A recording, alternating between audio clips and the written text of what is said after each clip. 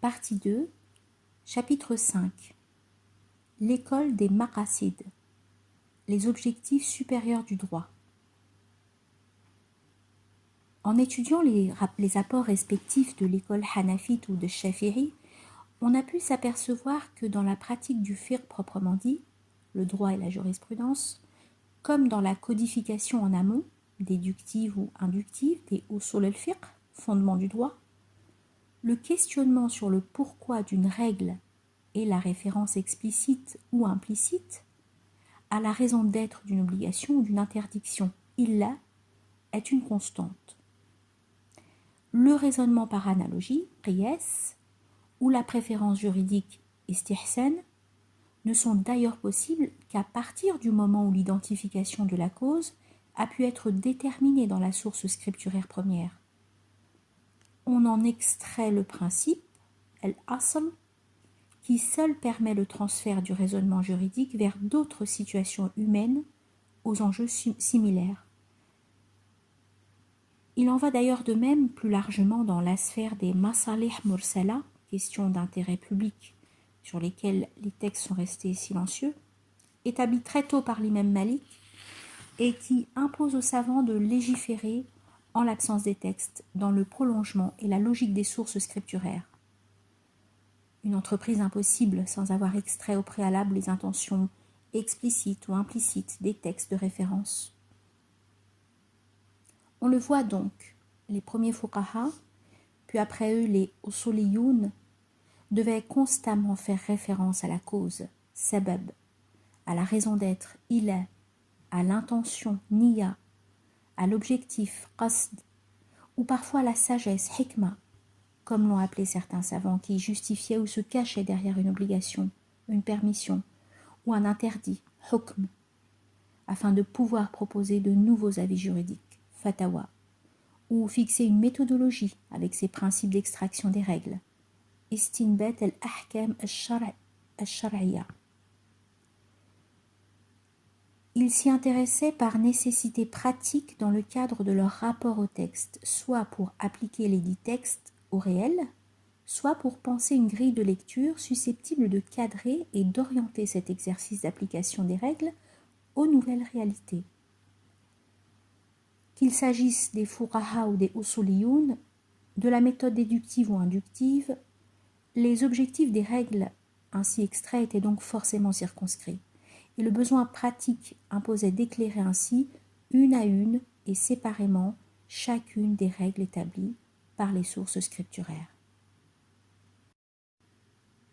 L'intuition de certains savants spécialisés dans le fondement du droit fut de proposer une démarche plus globale en prenant du recul par rapport aux raisons d'être ou aux intentions explicites ou implicites des règles considérées une à une afin de chercher à déterminer les objectifs motivant le corpus entier des règles que l'on trouve dans les sources scripturaires. Il s'agissait donc d'essayer d'extraire et de classifier les objectifs supérieurs du droit, maqasid sharia, et ainsi de constituer une sorte de philosophie générale du droit islamique. Comme nous allons le voir, les premiers savants ayant formulé certains de ces objectifs supérieurs n'avaient pas l'intention, ou même l'intuition, de fonder une nouvelle école des usul, et ils cherchaient simplement, en développant une approche holistique, à établir la cohérence fondamentale de l'ensemble du corpus des ahkam, dans le but de préciser les enjeux de la pratique du fiqh. Cette démarche originale va pourtant avoir des conséquences importantes, non seulement sur la façon d'aborder les textes par les usuliyoun, mais également dans l'exercice pratique des fuqaha amenés à formuler des avis juridiques, fatawa, dans de nouveaux contextes. En opérant une synthèse des apports déductifs et inductifs qui les ont précédés et en déterminant les objectifs supérieurs des textes, les savants de ce qui va devenir l'école des objectifs supérieurs, Madrasa el-Maqasid, vont non seulement proposer une nouvelle catégorisation des priorités des objectifs et des règles, mais surtout, et paradoxalement, ouvrir la voie, comme nous allons le voir, à une intégration nécessaire et plus structurée de l'environnement humain et social dans l'application pratique du droit. Formation d'une école d'El Jouaini à Al-Shatibi. Nous avons vu comment l'imam Shafi'i avait façonné les contours de la nouvelle science des fondements du droit. Aucune des études postérieures effectuées dans ce domaine ne pouvait négliger le travail de référence et l'apport décisif de Shafi'i sur la question. Pendant des siècles, et jusqu'à ce jour, il a fixé un cadre et une approche reconnus par tous, même si elle fut débattue, discutée et parfois contestée. Les polémiques autour de l'identification des sources premières et secondaires, au-delà de l'unanimité du Coran et de la Sunna, n'ont de fait jamais cessé. L'influence de l'étude de l'imam Shafi'i fut et est demeurée transversale, et son rayonnement eut un impact sur toutes les écoles de droit et de pensée. Shafi'i avait ouvert une voie nouvelle et proposé une méthodologie et des règles dont tous les savants postérieurs, ceux des fondements, comme ceux spécialisés dans l'application du droit et de la jurisprudence, allaient tirer profit en l'intégrant ou en la discutant.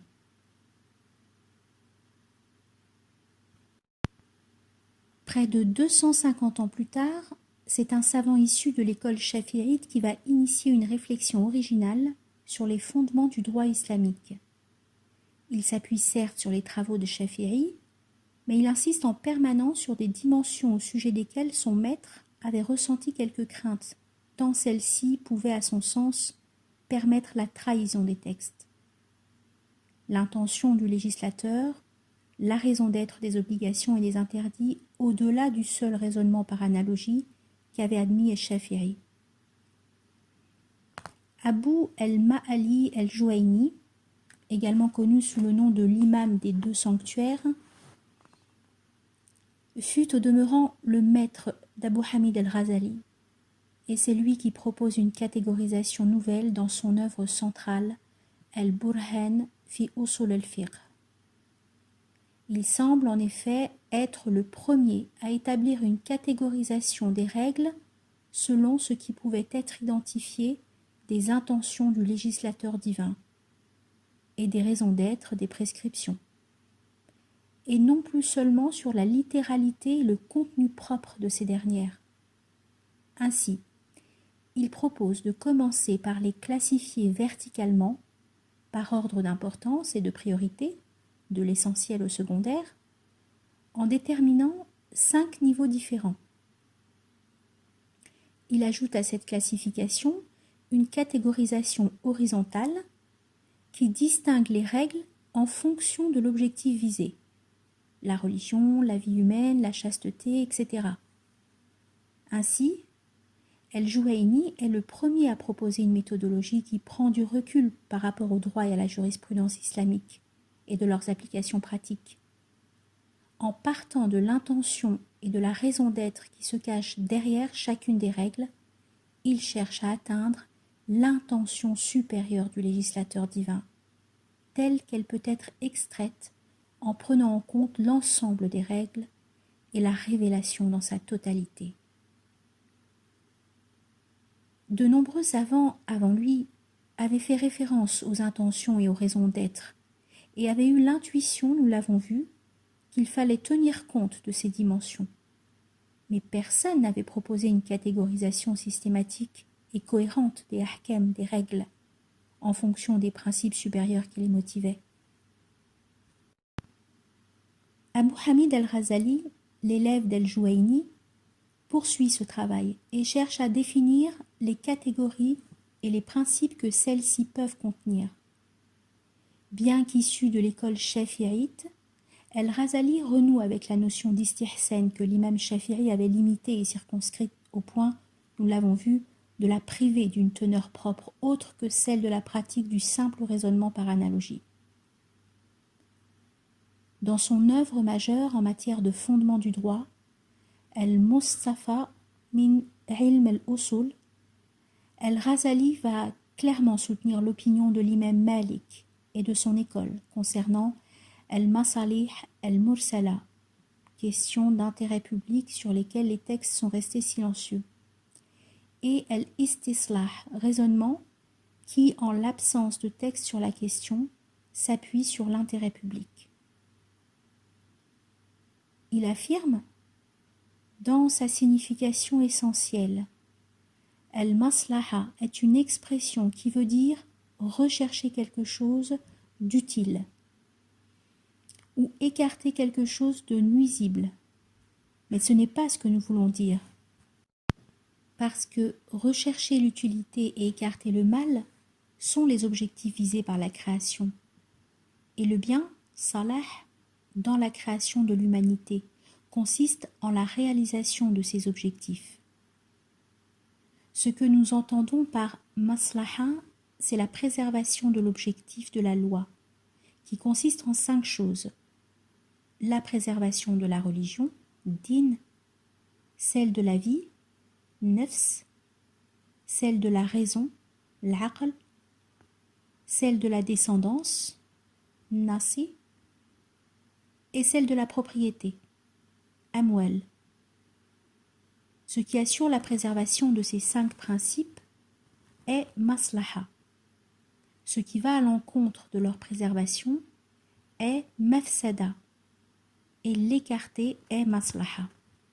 Plus clairement que son maître, Al-Ghazali a établi 5 catégories qui vont devenir la référence chez tous les savants postérieurs. Shihab ad-Din al-Qarafi, Najm ad-Din al-Toufi et Taj ad-Din ibn al-Subki ajouteront l'honneur aux 5 objectifs ou principes essentiels, al-Ira, ce qui sera tantôt accepté, tantôt rejeté par les autres savants. Mais on peut affirmer sans crainte que le cadre général établi par Abu Hamid al-Ghazali est celui retenu comme le point de départ de la réflexion dans la gestation de l'école des objectifs, jusqu'à Chatibi. Il faut ajouter ici la catégorisation verticale qu'El-Jouaini avait d'abord établie en 5 niveaux et qu'Al-Ghazali va synthétiser en distinguant sur la base de leur importance et de leur priorité 3 différents ensembles d'objectifs.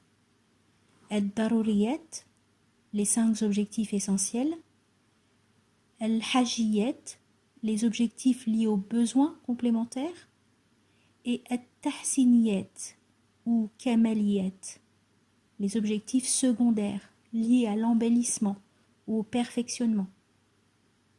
Ainsi, l'œuvre d'Al-Ghazali, et notamment en ce qui concerne ce domaine, son ouvrage Al-Mustasfa min al-Ilm al-Usul, est central dans l'élaboration d'une approche nouvelle des fondements du droit.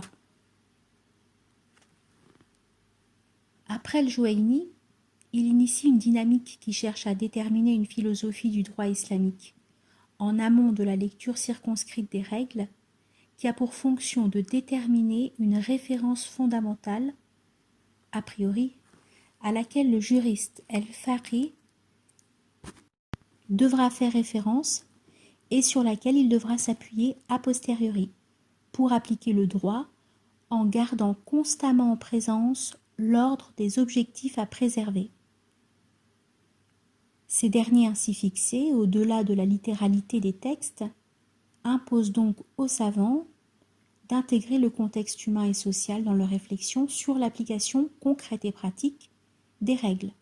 Car au fond, la question récurrente imposée par la grille de lecture d'El-Ghazali est comment, à l'époque X et ou dans le contexte Y, rester fidèle aux objectifs des sources scripturaires lorsqu'il s'agit de l'application du droit et des règles dans le domaine des affaires sociales et des relations interpersonnelles, al-mu'amalat. On notera avec intérêt 2 points particulièrement importants au cœur de cette discussion sur les fondements du droit et leur évolution dans l'école des objectifs. La première est son caractère transversal, car cette réflexion sur les objectifs supérieurs, même si elle semble prendre sa source chez les savants chafirites, va être d'une façon ou d'une autre intégrée et ou discutée par toutes les écoles juridiques. des savants hanafites, hanbalites, malikites et jusqu'aux critiques des darihites avec Ibn Hazm vont souvent accepter ou se positionner de façon critique, mais sans rejeter complètement cette approche. Les présupposés théoriques de cette lecture par les objectifs. Le second point qu'il est important de relever ici tient au retour aux sources opéré par Al-Ghazali et à sa réintégration des principes stipulés par la première école de Médine, Ahl al-Madina, et notamment bien sûr par l'imam Malik ibn Anas. En effet, la référence à al-Masalih al-Mursala, question d'intérêt public sur lesquelles les textes sont restés silencieux, sur la détermination des objectifs et les intérêts publics et individuels, ajoutés aux modalités spécifiques de la lecture malikite des textes cherchant à identifier l'intention et l'objectif, sont autant de dimensions qui rapprochent le cadre théorique des fondements du droit proposés par le savant Shafi'i al-Ghazali de l'application concrète des règles de l'école malikite. À Médine, Umar, le beau-père du prophète, alayhi salatu wassalam, son proche compagnon et plus tard le deuxième calife, les compagnons, puis Malik, qui synthétisera les fondements de la pensée et des pratiques qui l'entourent dans son œuvre de référence El-Muwatta, appliquent les prescriptions coraniques en tenant toujours compte, au sujet des affaires sociales, mu'amalat, des objectifs des textes en même temps que de l'intérêt des gens. Leur connaissance des sources scripturaires en même temps que celle de leur environnement humain et social naturel leur permet d'être souvent très souples dans l'ordre des permissions qui reste première dans le domaine des affaires humaines, comme le rappelle la célèbre règle « Le principe premier en toute chose lié aux affaires sociales et interpersonnelles est la permission ». On peut le voir notamment, et cela avait été le cas avec Abu Hanifa, dans ce qui concerne l'agriculture, le commerce et les pratiques coutumières que Malik intègre dans sa lecture des objectifs et des intentions.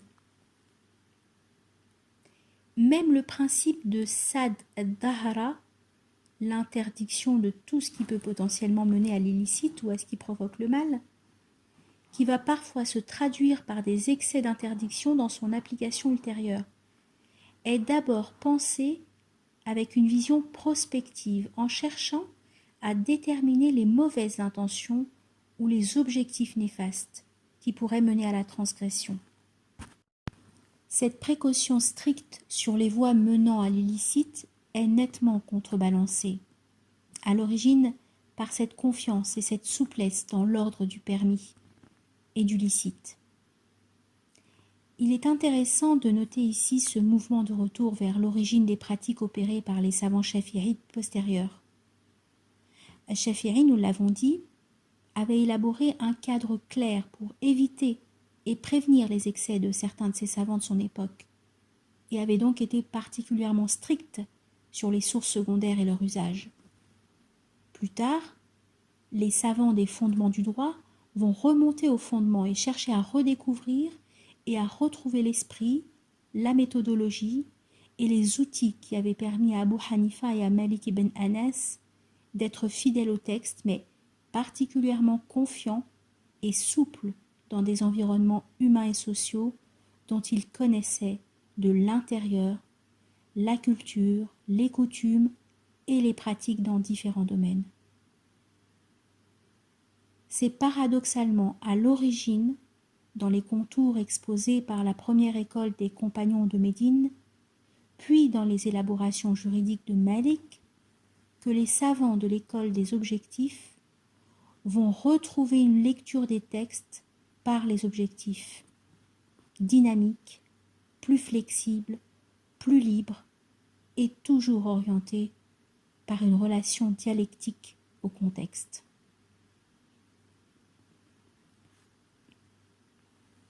Al-Shatibi intégrer les approches juridiques déductives et inductives dans une vision globale inductive.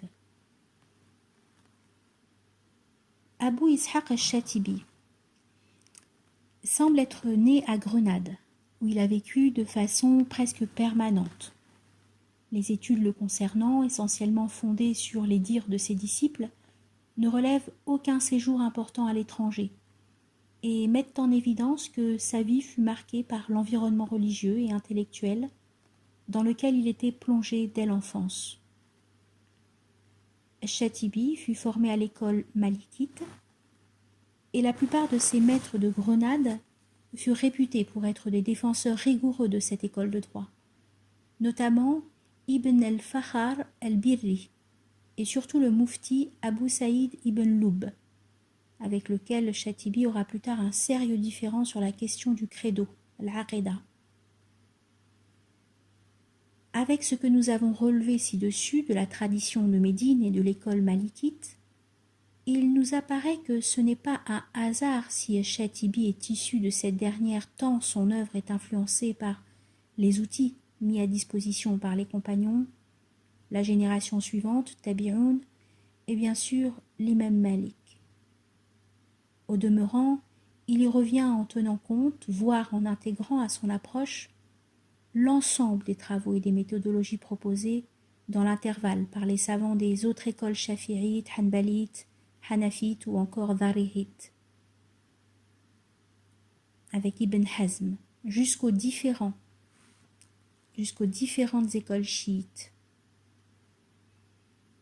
Le rôle de Shatibi dans l'élaboration d'une théorie nouvelle relative au fondement du droit et reposant sur l'extraction et la catégorisation des objectifs supérieurs de la charia est unanimement reconnu aujourd'hui.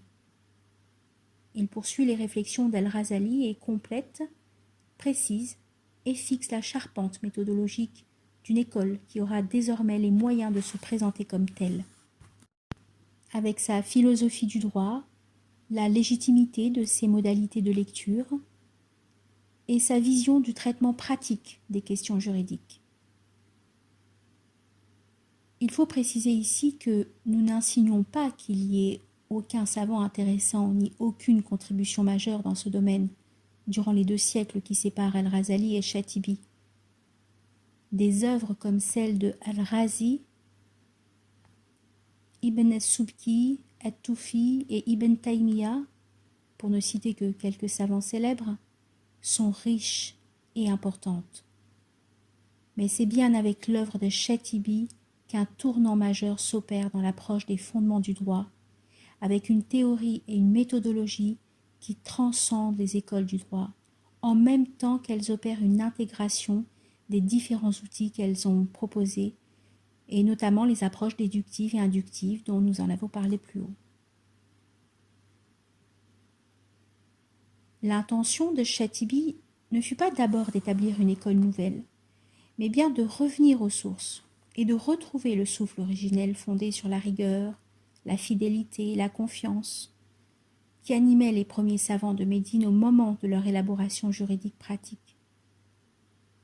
Cette volonté de retour aux sources, de fidélité et de clarification est attestée par sa première œuvre majeure d'El-Tisem, qui veut dire chercher refuge, protection, dans laquelle il s'en prend à toutes les innovations et les déviances, bid'a, qu'il voit se multiplier dans le domaine du credo islamique, l'aqida. Il n'hésite pas à s'opposer à ses anciens maîtres et à défendre des positions fermes sur les questions relatives à l'aqida, notamment vis-à-vis des pratiques religieuses, de certaines tendances soufis et de coutumes locales, vis-à-vis de la prière, des invocations, des saints, etc. Son attitude critique va lui créer de nombreux ennemis, parmi les autorités politiques, comme parmi les savants autour de lui. Mais il n'hésite pas à poursuivre son engagement et à préciser sa pensée et son opposition aux innovations, en écrivant El-Tisem. Ce souci de fidélité, de rigueur et de retour aux sources dans le domaine de la aqida, où les sources scripturaires doivent être la seule référence fiable, est accompagnée de la même volonté de retour aux premières pratiques dans le domaine des affaires sociales et des transactions interpersonnelles, les mu'amalat.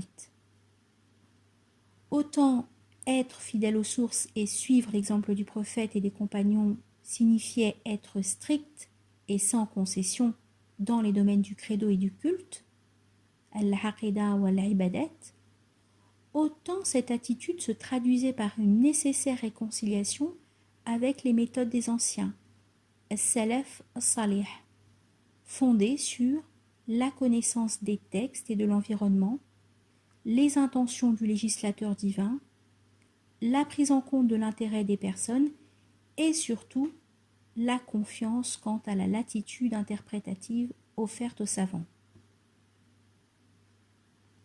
C'est dans le second volume de son ouvrage Al-Muwafaqat fi Usul al-Shari'a, tout au long de la section nommée Kitab al-Maqasid, que Shatibi expose de façon détaillée les principes de sa méthodologie.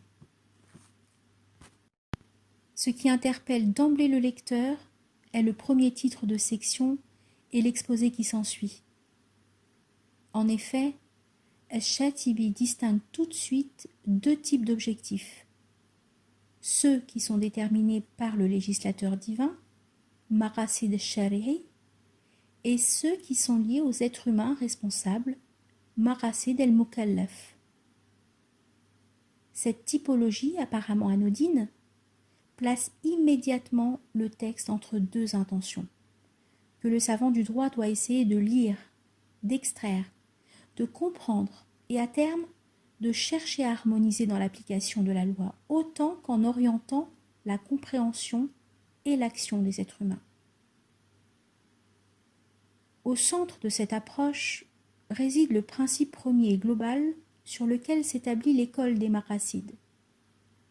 Toutes les obligations et les interdits stipulés par le législateur divin et établis par le prophète, alayhi salatu wassalam, ont pour fonction de promouvoir le bien et les intérêts des êtres humains et de les protéger du mal, du nuisible et des souffrances qui y sont relatives.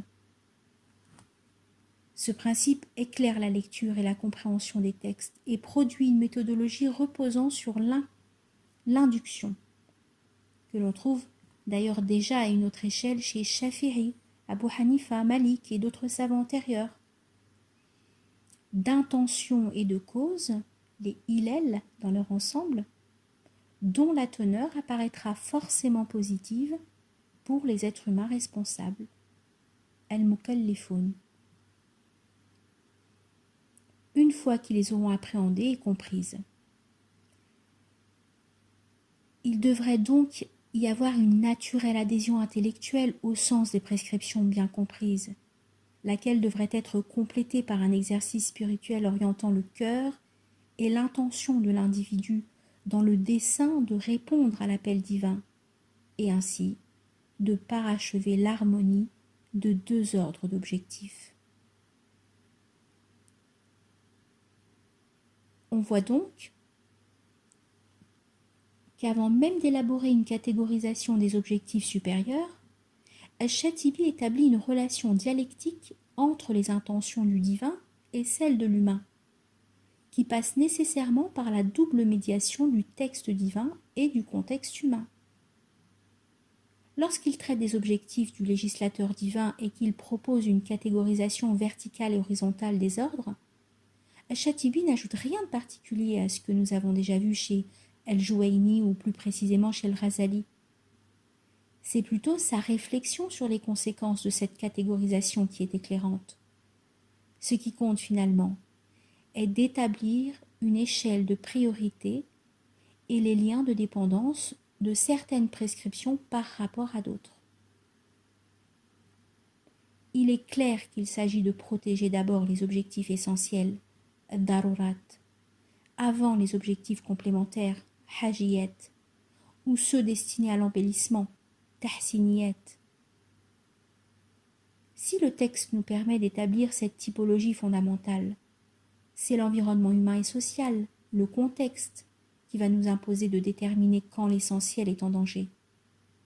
s'il faut ou non compromettre un objectif complémentaire ou embellissant pour protéger un objectif supérieur, si enfin une démarche peut être pensée par étapes, et si oui, selon quelle modalité, et tout à l'avenant.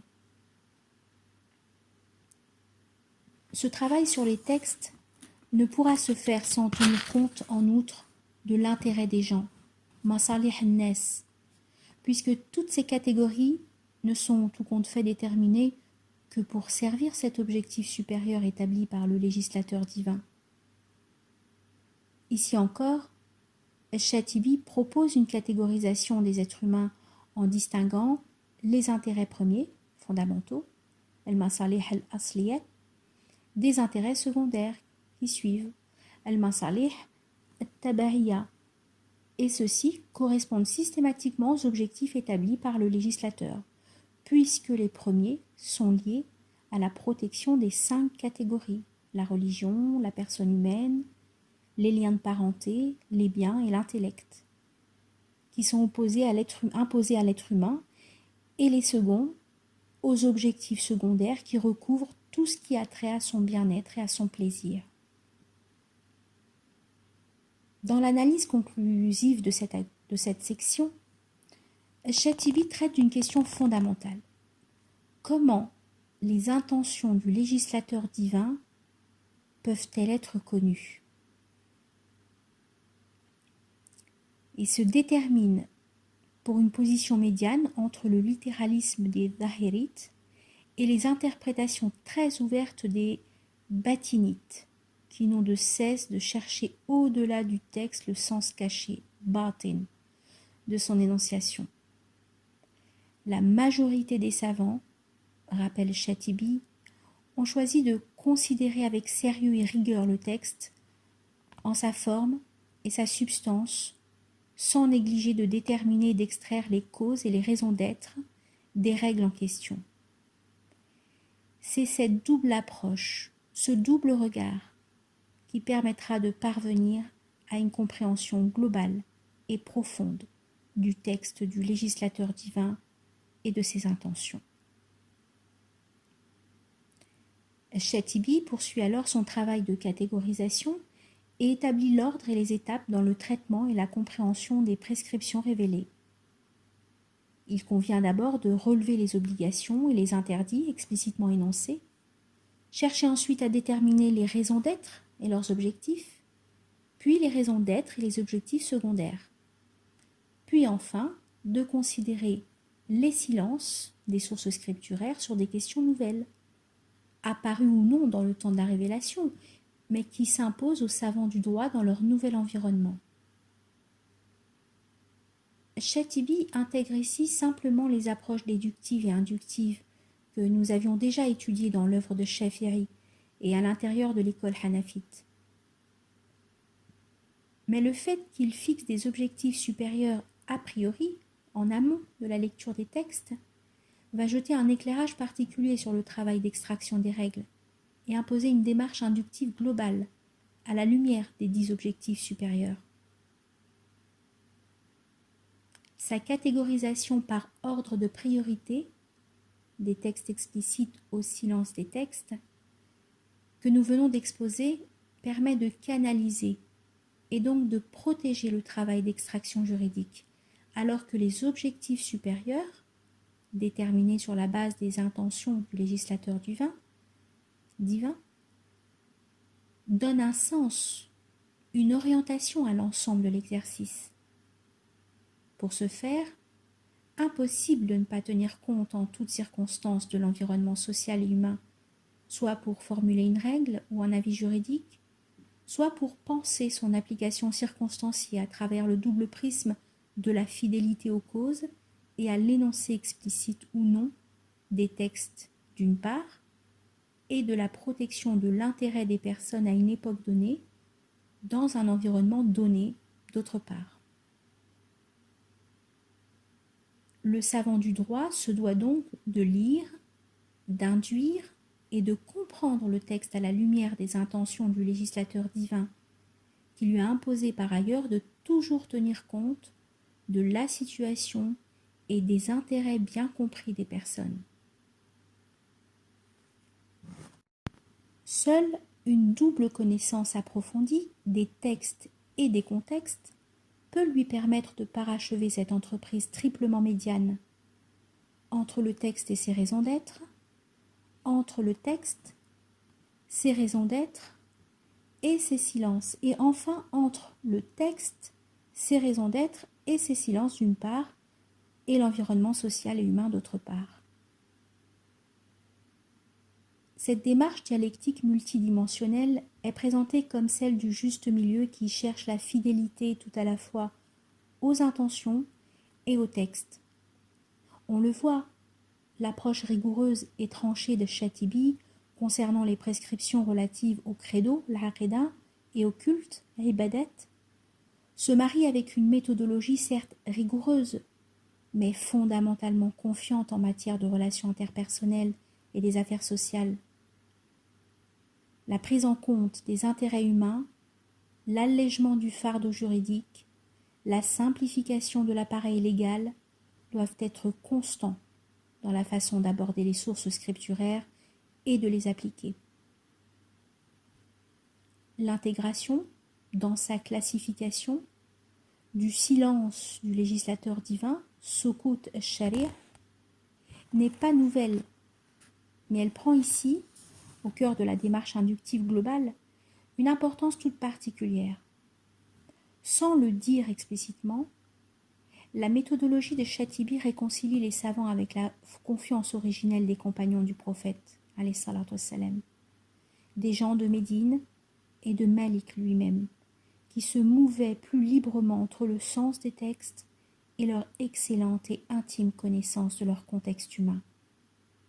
Plus largement et plus fondamentalement, elle éclaire d'un jour renouvelé, Mujaddid, la tradition prophétique, hadith, qui stipule « Certes, Dieu a imposé des préceptes, ne les laissez pas perdre. Il a fixé des normes, ne les transgressez pas. Il a interdit des choses, n'en profanez pas le caractère illicite. Il s'est tu à propos d'autres choses par miséricorde à votre égard, non par oubli. Ne vous enquérez pas d'elles. Le silence du législateur divin est une miséricorde, une grâce offerte aux hommes pour ne pas alourdir leur fardeau. Mais il s'agit également d'une reconnaissance positive et confiante de leur capacité humaine et intellectuelle à dessiner les voies de leur fidélité au message à travers le temps et la diversité des espaces. Le silence ici allège la conscience et mandate l'intellect.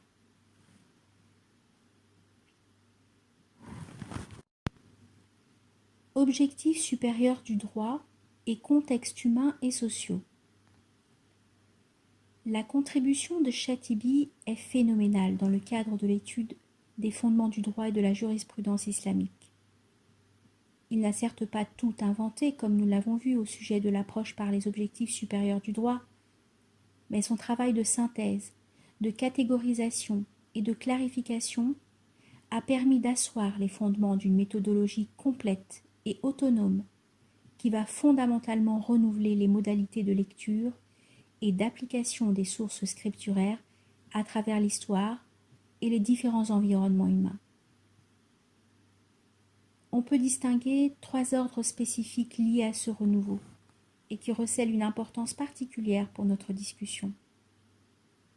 Le premier ordre tient à la qualification des objectifs et des principes supérieurs, essentiels, liés aux besoins complémentaires ou renvoyant à l'embellissement. De façon plus déterminée que tout autre avant lui, Chatibi affirme leur caractère universel qui transcende toutes les religions.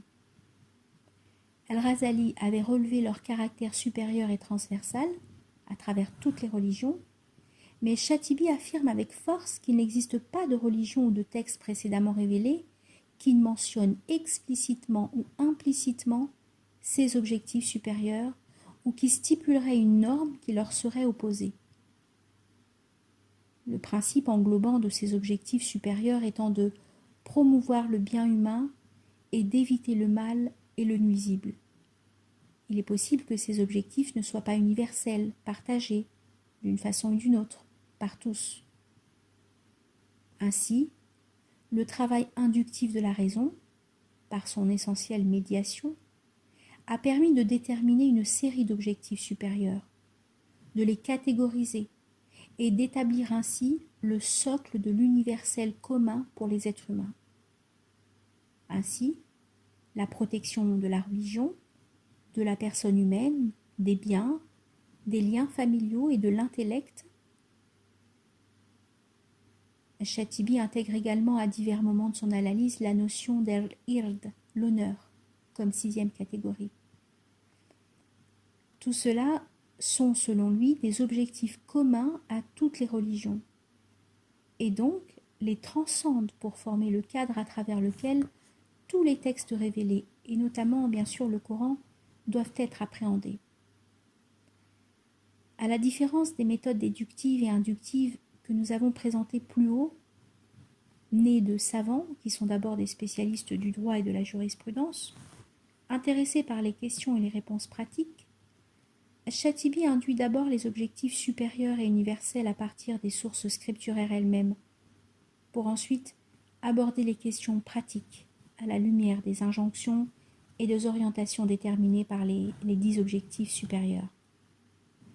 La compréhension des textes s'en trouve influencée, comme d'ailleurs, nous allons le voir, la pratique du raisonnement autonome et critique de l'ijtihad.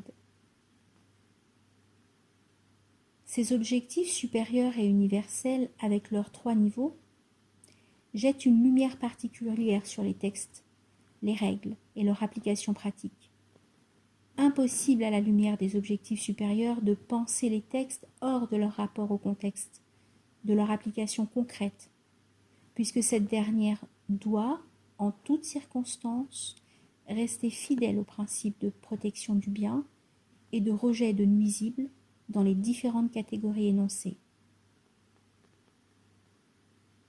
La prise en compte de l'environnement, de la situation de l'individu et ou de la collectivité, des us et des coutumes, des intentions des uns et des autres, doit absolument être partie intégrante de l'énonciation du droit, des avis juridiques et de leurs applications.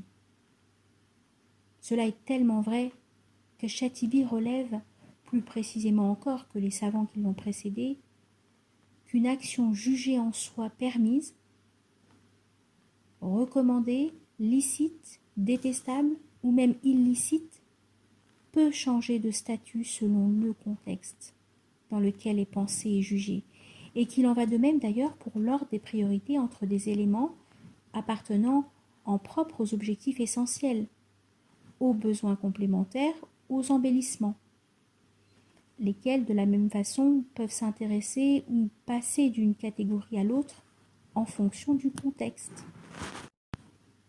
La méthodologie ainsi établie à partir d'une vision et d'objectifs universels impose une application des règles à la lumière de ces objectifs et oblige les savants à un constant aller-retour critique, rationnel et dialectique entre les textes et leur raison d'être, d'une part, et le contexte, les êtres humains, leurs pratiques et leurs intentions, d'autre part. Le littéralisme et l'imitation aveugle des anciens, taqlid, sont de fait rendus impossibles. Et le champ offert à la rationalité, à l'énoncé raisonnable des règles et des avis juridiques est désormais grandement ouvert au-delà du raisonnement par analogie ou de la préférence juridique, réduite à des situations très circonscrites dans l'application du fiqh. Il s'agit d'être fidèle aux objectifs supérieurs et universels des sources scripturaires et non plus seulement à l'énoncé de telle ou telle règle particulière. La méthodologie de Chatibi a transformé et parfois entièrement inversé les perspectives. Sa lecture même des sources scripturaires est en ce sens original et nous permet d'aborder le deuxième ordre du renouveau dont nous parlions plus haut. Pour Shatibi, la période des révélations mécoises est fondamentale, car ce sont les versets révélés durant cette première séquence temporelle qui vont établir les objectifs supérieurs et universels du droit islamique et de sa jurisprudence. Ainsi, les principes de protection de la religion, de la protection humaine, etc., ainsi que les éléments des deux catégories du complémentaire et de l'embellissement, se trouvent déjà stipulés dans les premières années de la mission prophétique, et tout ce qui viendra ensuite de versets plus détaillés et d'applications plus concrètes à Médine n'est que la traduction et l'illustration du sens de ces objectifs et de ces principes dans le contexte médinois. Ainsi, il existe déjà une temporalité spécifique et un rapport au contexte bien déterminé dont il faut déjà tenir compte dans le traitement des sources scripturaires elles-mêmes, et c'est d'ailleurs en prenant ces données objectives en prenant ces données objectives en considération que le travail d'induction en matière juridique peut se faire de façon cohérente et profonde. En sus, il faut garder à l'esprit un autre ordre de priorité qui relève de la relation du Coran avec la tradition prophétique. Le texte révélé est premier. Il détermine les grands principes et parfois stipule un certain nombre de détails alors que la sunna a pour fonction de préciser ou d'illustrer et tient donc un rôle secondaire. La réaffirmation ici est de cette façon, de cette relation de subordination classique et reconnue de la sunna par rapport au Coran a une importance cruciale. Dans les faits, il s'agit de libérer le Coran de la seule interprétation contextuelle offerte par la période médinoise. Certes, cette dernière illustre le sens des prescriptions et détermine un mode particulier d'interprétation, mais elle ne peut enfermer le Coran et les objectifs supérieurs et universels du législateur divin dans une application particulière, historiquement datée et tout à fait singulière. Ce double travail de classification à l'intérieur même du corpus islamique fondamental permet une fois encore de fixer un cadre et des priorités en amont de tout travail d'extraction et d'application des règles. Il donne de surcroît une importance particulière au contexte social et humain dans le processus inductif et la compréhension des objectifs supérieurs, car le savant doit en permanence se demander si le législateur divin a voulu que soit appliqué tel principe ou telle règle, de telle façon, dans un tel environnement. Comment établir par induction au-delà de cet environnement particulier l'objectif premier de ce principe ou de cette règle qui servira aux êtres humains vivant dans un autre temps et d'autres sociétés. C'est clairement cette même préoccupation du contexte, de son dépassement, puis de sa reconsidération à la lumière des objectifs supérieurs, qui oriente l'analyse de Shatibi lorsqu'il traite des prescriptions définissant les devoirs et obligations de l'être responsable. Il commence d'abord par s'intéresser à la catégorie du permis, el-mubah, et présente une longue analyse du rapport des actions avec les intentions qui les motivent et qui leur donnent leur qualification morale. Cette dernière implique donc encore un travail d'induction simple qui impose de comprendre les motivations des individus. Et la catégorie du permis, mubah, ouvre un vaste champ dans lequel le législateur divin laisse libre cours à la liberté humaine et permet à chacun de vivre selon son naturel, ses habitudes et ses coutumes, tant qu'elle ou il ne dépasse pas les limites de l'interdit stipulé par les textes. Ce qui comptera alors, ce sont des intentions et ce qui motive son action. En affirmant cela avec clarté, Shatibi prend position par rapport au débat qui a opposé deux grands courants de pensée, indépendamment des écoles de droit, contre ceux qui estiment qu'il faut restreindre le champ des choses permises ou inviter les pratiquants à les éviter, de peur de tomber dans les choses illicites, Shatibi tient à protéger le vaste champ moralement indéterminé et ne voit rien qui puisse justifier d'en restreindre la jouissance. Au contraire, selon le même mode inductif, il va déterminer certaines des caractéristiques des objectifs supérieurs que l'on peut tirer du champ du permis dans le rapport aux hommes, aux sociétés, aux coutumes et plus généralement aux intérêts individuels et collectifs. Ici encore, l'entrée en matière par le naturellement permis nous impose de considérer aussi immédiatement le contexte social et humain pour comprendre le sens et la nature du silence divin dans ce domaine. L'ensemble de la discussion sur le raisonnement autonome et critique, qui relève ici de notre troisième ordre de considération, va se trouver influencé par les analyses qui précèdent.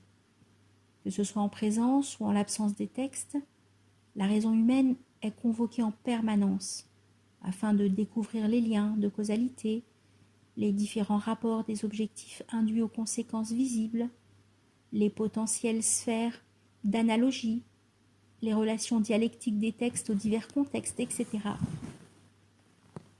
L'ensemble de ce travail se réalise donc entre la reconnaissance des objectifs supérieurs et universels, induits et établis en amont, et les nécessités de l'application concrète du droit et de la jurisprudence en aval, à une époque donnée et dans un environnement spécifique. La pratique de l'ijtihad demande donc une bonne connaissance des objectifs supérieurs et universels, des prescriptions scripturaires, des principes de l'extraction en même temps que de l'intérêt des collectivités et des individus. Shatibi, à la différence des longues listes de conditions stipulées par les savants qui l'ont précédé, synthétise celles-ci en deux grandes catégories et affirme le degré de l'ijtihad est atteint lorsque deux qualités sont présentes. La première, une compréhension profonde des objectifs, maqasid, de la sharia.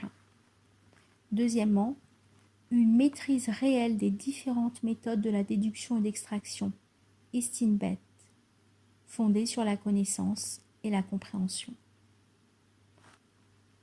Ce qui compte, on le voit, pour l'analyse des textes révélés comme pour la gestion des situations où les sources scripturaires sont silencieuses, est une bonne connaissance des objectifs du droit et de la jurisprudence. Cette condition est première car elle va déterminer les modalités d'extraction des règles et de leur raison d'être à partir des textes et imposer aux savants d'intégrer tous les paramètres liés à l'intérêt des sociétés et des personnes quand le texte est absent, et ce, à la lumière du contexte. La philosophie du droit que produit la méthodologie des objectifs supérieurs est originale et donne au concept une substance et une teneur nouvelle. La formule « maqasid al-sharia » nous renvoie ici clairement au sens étymologique du mot « sharia », un chemin, une voie qui mène à une source, dont nous parlions dans notre première partie. Il s'agit d'une voie avec sa source, qui est le législateur divin, et ses objectifs supérieurs et universels auxquels les hommes tout au long de leur histoire et dans la diversité de leur société se devront d'essayer de rester fidèles dans l'élaboration concrète du droit et de la jurisprudence. Et ce que les sources scripturaires parlent ou se taisent, il en sera ainsi. L'ijtihad est donc l'outil et l'espace d'expression indispensable de la raison humaine, à la fois fidèle et autonome, puisqu'il permet d'établir toutes les relations dialectiques nécessaires, induction, déduction, raisonnement par analogie, etc., à la fidélité aux objectifs de la voie, maqasid sharia, à travers l'histoire humaine. Cette approche jette également un éclairage nouveau sur la règle, la prescription ou la loi en soi.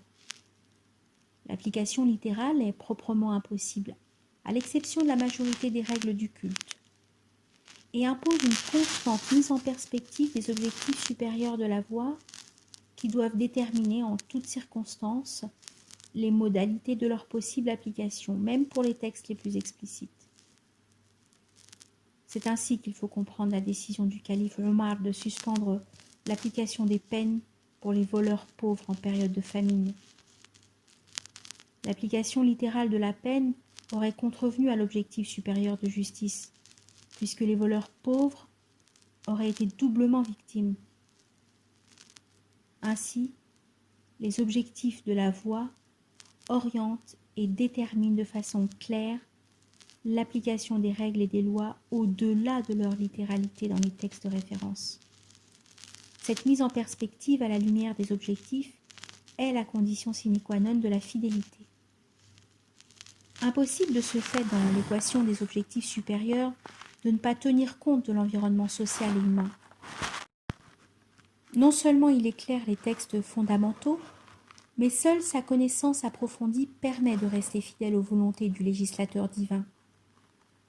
Il importe donc de l'intégrer dès le début du travail d'élaboration juridique afin de gérer comme il se doit les situations nouvelles sur lesquelles le texte est resté silencieux. Ahmad al-Raïsouni relève très justement ainsi, par le moyen d'une profonde accointance avec les règles et les objectifs de la loi, d'une prise en compte de la condition et des besoins de la nation musulmane, d'une investigation minutieuse et d'une évaluation rationnelle, il devient possible d'identifier les situations d'intérêt public, à propos desquelles les textes sont restés silencieux, et de les arranger dans leur juste ordre de priorité. La prise en compte de la condition et des besoins de la nation musulmane est effectivement partout présente dans l'élaboration de la méthodologie de Chatibi, et c'est sur ce point qu'il faut nous arrêter un instant. On voit, au terme de l'analyse synthétique de sa pensée, que Chatibi a pu déterminer des catégories particulièrement pertinentes concernant les objectifs supérieurs et universels de la chaléra. Il n'a eu de cesse au cours du processus de se référer aux contextes sociaux et humains, autant pour déterminer les objectifs supérieurs a priori que pour penser une application de règles qui soit fidèle à ces derniers a posteriori. On comprend de fait l'importance de la bonne connaissance du contexte humain. La première question qui se pose à nous aujourd'hui consiste à savoir si l'école d'El-Maqasid, jusqu'à Chatibi, a épuisé tous les possibles de l'extraction en matière d'objectifs supérieurs et universels, ou il se pourrait que les défis de notre époque nous imposent de revoir la liste des 5 ou 6 catégories fondamentales: religion, personne humaine, lien de parenté, intellect, bien et parfois l'honneur, et d'ajouter d'autres objectifs supérieurs universels. Car enfin, comme le relève al-Raïsouni au cours de ses longues analyses de la pensée de Chatibi, la catégorisation de ces objectifs reste le fruit de l'induction opérée par la raison humaine. La seconde question est non moins essentielle, et sans doute l'est-elle davantage, en ce qu'il s'agit de savoir si une juste place a été donnée à l'environnement social humain dans l'élaboration du droit et de la jurisprudence islamique. Car ce qui ressort, certes, encore implicitement, dans les œuvres des savants de l'école des Maqasid, c'est que l'environnement social et humain opère comme une potentielle source de droit, puisque le savant doit en permanence en tenir compte pour comprendre une règle prescrite, penser son application ou encore formuler une opinion juridique en l'absence de texte.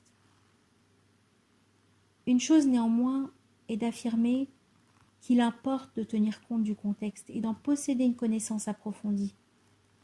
Une autre est de lui donner sa vraie place et de produire pour l'environnement le même travail de catégorisation, de classement et des règles nécessaires à une application fidèle des enseignements scripturaires. Ce sont ces questions que nous voulons aborder dans le prochain chapitre en proposant une nouvelle géographie des sources du droit et de la jurisprudence islamique.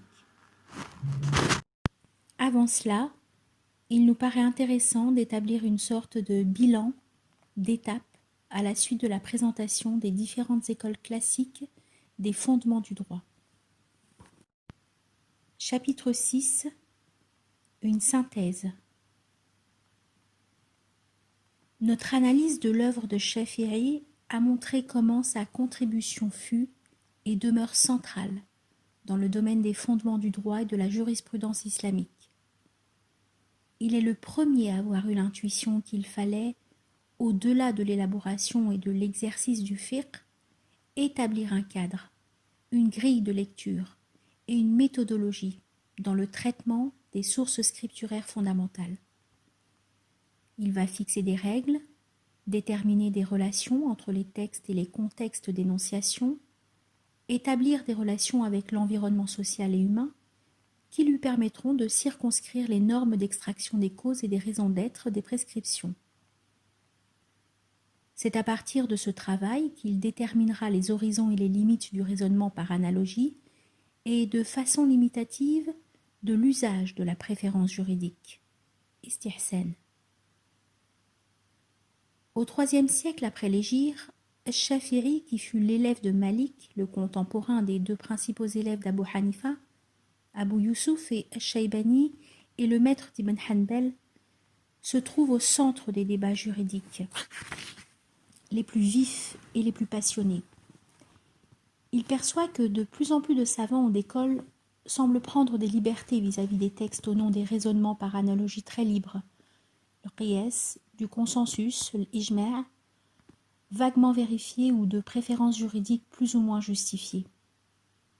Il décide donc de fixer un cadre rigoureux, de peur de voir se perdre et se dissoudre les fondements même du fiqh islamique par les libertés croissantes que les savants ou les autorités politiques prennent avec les sources scripturaires.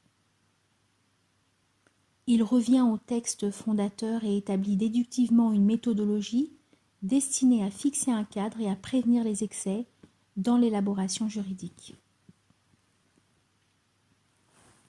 Les savants de l'école hanafite ne possédaient pas une telle méthodologie, mais ils avaient à leur disposition l'ensemble du corpus d'avis juridiques et ses élèves, établi par Abu Hanifa et ses élèves.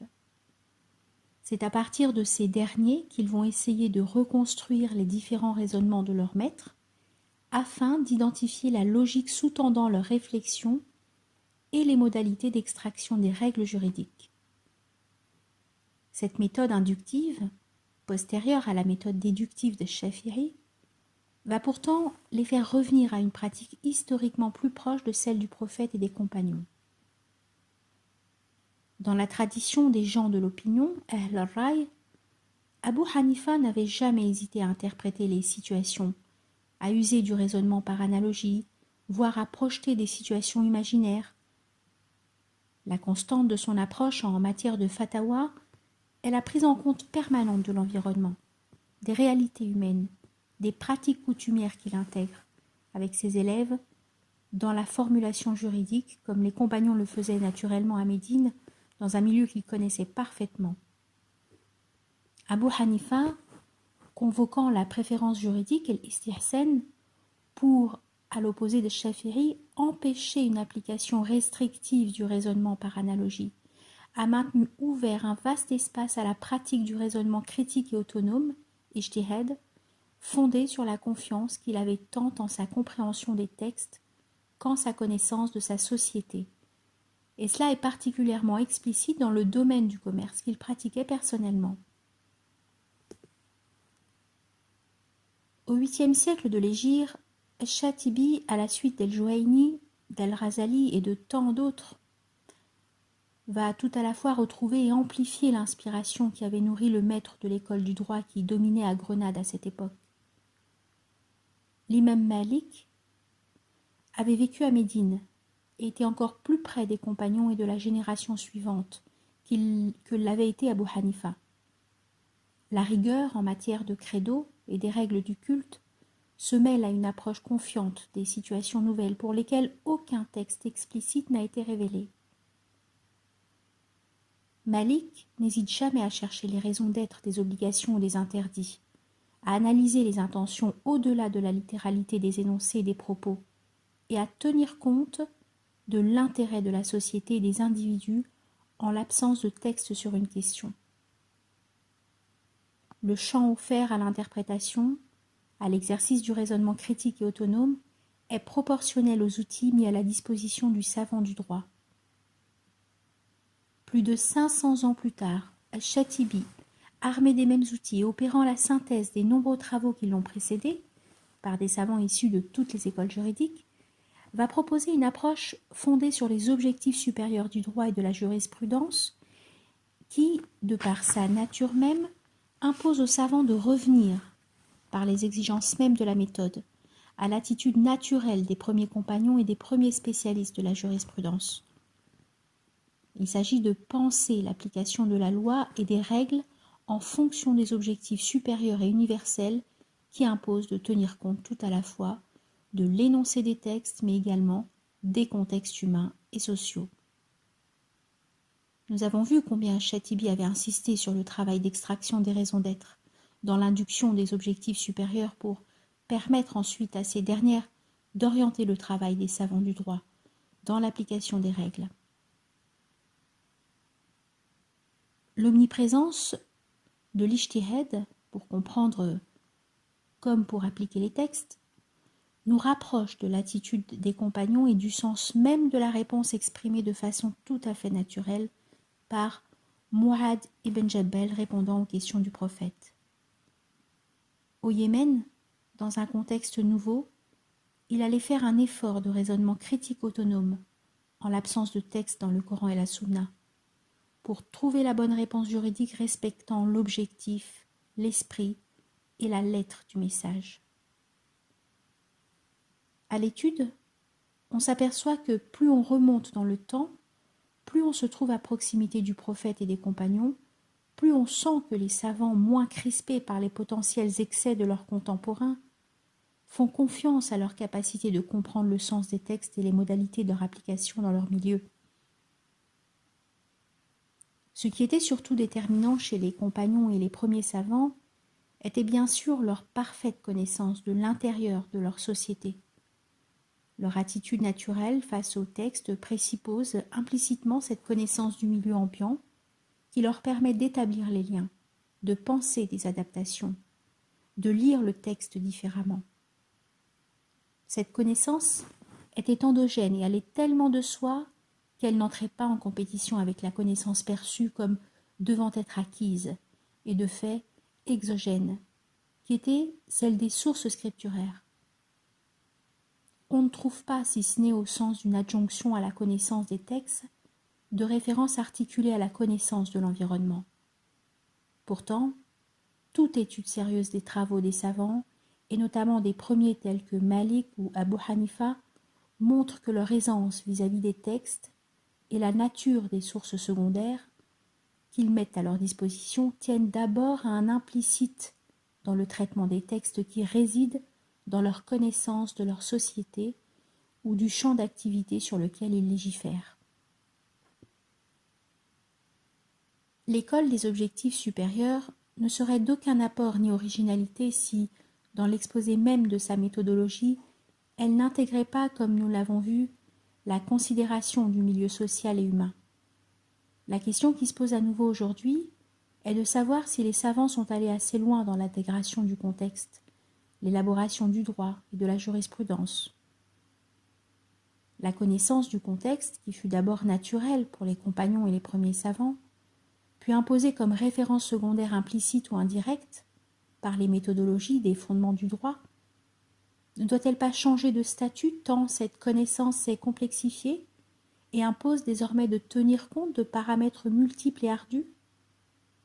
Si tel est le cas, ne devrait-on pas reconsidérer la place de l'environnement social et humain dans la géographie des sources du droit et de la jurisprudence islamique? Ce sont des questions qui vont nous occuper dans la prochaine partie de cette étude.